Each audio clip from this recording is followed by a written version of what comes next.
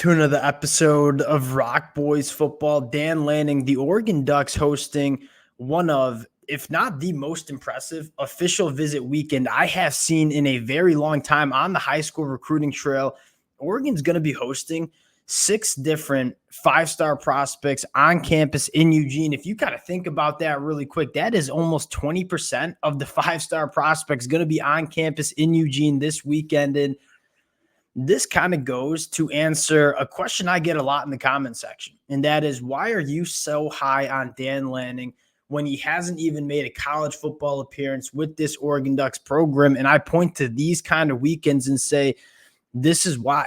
You look at the ceiling of this Oregon Ducks program under Coach Dan Lanning. There's not many head coaches I'm taking over Dan Lanning right now in college football because of his ability to make this Oregon program just one of those premier programs across college football. And it starts in the talent acquisition game. It starts with these kind of weekends for this Oregon program. Fired up to get into it. Before we do, and as always, just want to say thank you to you guys and to the Oregon fans. It's been a blast talking this program in the transfer portal, on the recruiting trail. It's no secret Dan Lanning is absolutely crushing it in the talent acquisition department. The amount of support you guys have shown the boys truly does mean a lot. If y'all do enjoy the content, consider subscribing to the channel. Much more importantly, if we get any commitments coming out of this weekend, we will be hopping on immediately, breaking down the film.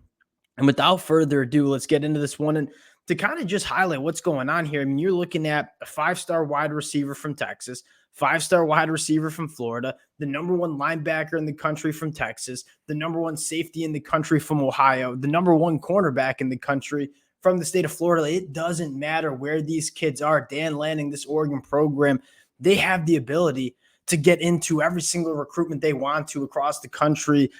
Let's start with Decorian Moore, number 1 wide receiver in the 2025 class. It's really coming down to 4 programs: LSU, Texas, Ohio State, and Oregon.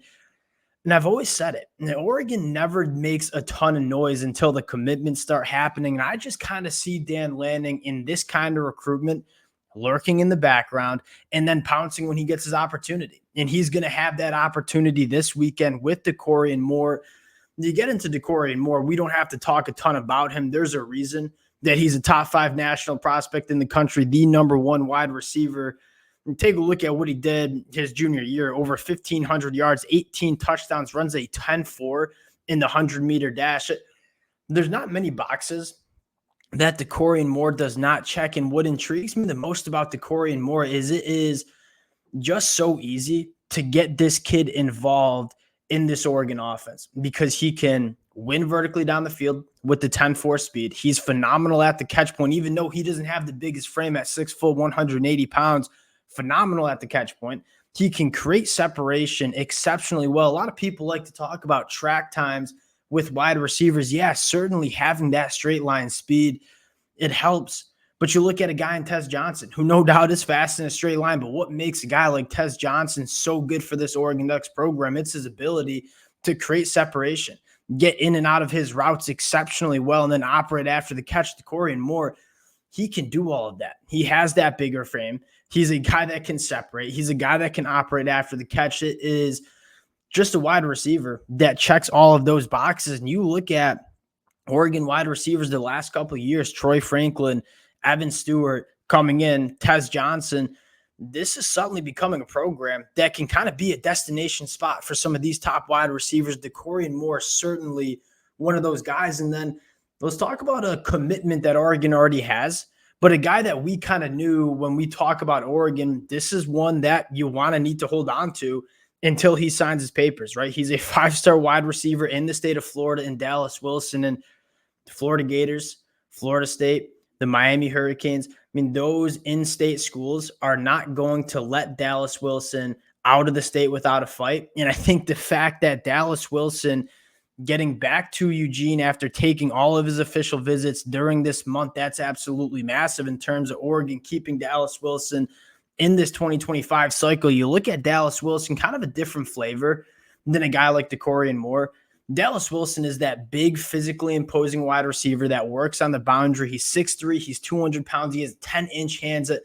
This is one of those Big Ten caliber wide receivers that is going to be a matchup nightmare for a lot of the smaller defensive backs that you see in the college football landscape. And if you land Corian Moore and Dallas Wilson in this class, you are looking at just some elite caliber wide receivers for Coach Will Stein and Dante Moore and Achilles Smith to work with over the next couple of years. Going to the next prospect I want to talk about, and another one where I just feel like Oregon's lurking, and they're not making the most noise right now. Excuse me, it seems to be Texas A&M and Oklahoma. Five-star linebacker Jonah Williams from the state of Texas is extremely intriguing because he could play a multitude of different positions. You're looking at a special athlete at 6'3", 203 pounds, also a baseball guy. And you look at Jonah Williams, and I kind of think that he's just kind of what you're looking for in that modern day college football linebacker. This is a guy that can go to the flats and tackle running backs in space. He has that big athletic frame to carry tight ends up the seam and kind of operate in that coverage aspect. And then, 6'3", you can get that weight on him and kind of get him up to 230 pounds. I think you're looking at a linebacker that is kind of just a do-it-all linebacker for this Oregon Ducks program, and kind of how I think he's a little bit different than the former five-star linebacker Noah Sewell is. Jonah Williams has that modern era linebacker athleticism to him. You look at Noah Sewell and where he kind of struggled was, and he's a hammer in the box. He's a very good tackler in the box. He can take on blocks. When you ask Noah Sewell to start operating a little bit more in space, that's when he started to struggle. You look at Jonah Williams, this is where he's going to excel. And you look at the modern era of college football as a linebacker, those are the aspects that you need to excel in. You have to be able to operate in space. You have to be able to go sideline to sideline. So you look at Jonah Williams and say, you get 30 pounds on him with the 6'3" frame. That certainly shouldn't be much of a challenge. You're looking at a 6'3", 230-pound linebacker that can just do everything from an athletic standpoint that you're looking for. Next guy I want to talk about, and one of the more unique prospects that we see in this class, five-star athlete Michael Terry from the state of Texas. And where you start, with Michael Terry is that he's just a premier athlete. He could probably play 6 different positions at the collegiate level. He could play tight end. He could play wide receiver. He could play running back. I think he could be an edge rusher. I think he could be a defensive back. That's just kind of the athleticism that he has at 6'3", 220, runs an 11-second, 100-meter. Now, I look at Michael Terry and say I like him on the offensive side of the football because I think he can just be a matchup nightmare. I kind of look at a guy in Kenyon Sadiq coming from the 2023 class and say, very similar kind of prospect in terms of, hey, we're not sure if he's going to play wide receiver, if he's going to play tight end. You can put some weight on his frame. Just get him in this program and put him on the football field, and he's going to figure it out. And I think that versatility is massive, but I look at him as a pass catcher and say, one, he's an extremely smooth pass catcher. Like, he is very comfortable going up and making plays. And then you start looking at all the different ways you can get him involved. You can get him in some screens. You can put him in the backfield. You can split him out wide. And just there's not that many athletes on the opposing side of the football field that can deal with a guy like Michael Terry. If you are a bigger frame, maybe you can match up with him from a size standpoint, but you probably can't run with him. You want to put a smaller guy on him. He probably can't deal with the big imposing frame that Michael Terry has. I kind of like him as an offensive prospect a little bit more just because I think he can be that matchup nightmare. And we know Will Stein is going to be able to cook, so to speak, in terms of how to get Michael Terry involved. But again, he could play really just all over the field. It's rare to see these guys that can play multiple different positions at the collegiate level. Michael Terry is certainly one of those guys, and you might get a clearer picture as he plays his senior year.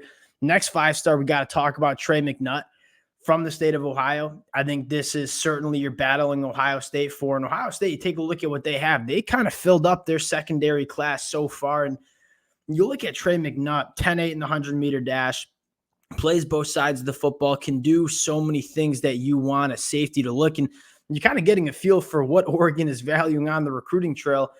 Give us the premier athletes. Trey McNutt could play the nickelback spot. He can play the box safety spot. He has the range to play the free safety spot. And Dan Lanning's basically saying hey, give me the best athletes that we can get out of high school. We'll get them into this Oregon program. We'll teach them positions. We'll teach them how to play wherever we want them to play.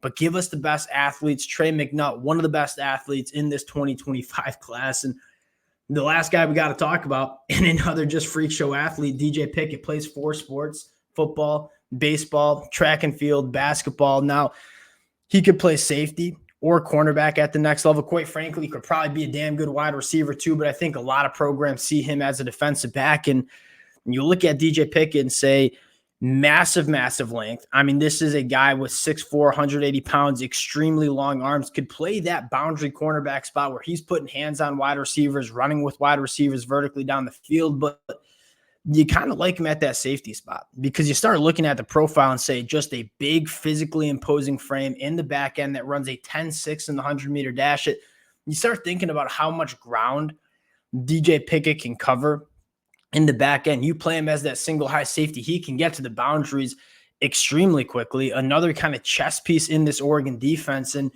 you start looking at the amount of 5 stars that Oregon is in it for. I'm not saying Oregon's going to land every single guy that's going to be on campus for the Ducks, but you start feeling pretty good that they might be able to get 2 or 3. And if they in fact do that with what Oregon already has in and what they're trending for, you're kind of looking at unarguably a top 5, top 8 class in the country. You combine that with what Oregon's doing in the transfer portal, and that's how you get a roster that's heading into 2024 that, at least in my mind, is a national championship caliber team.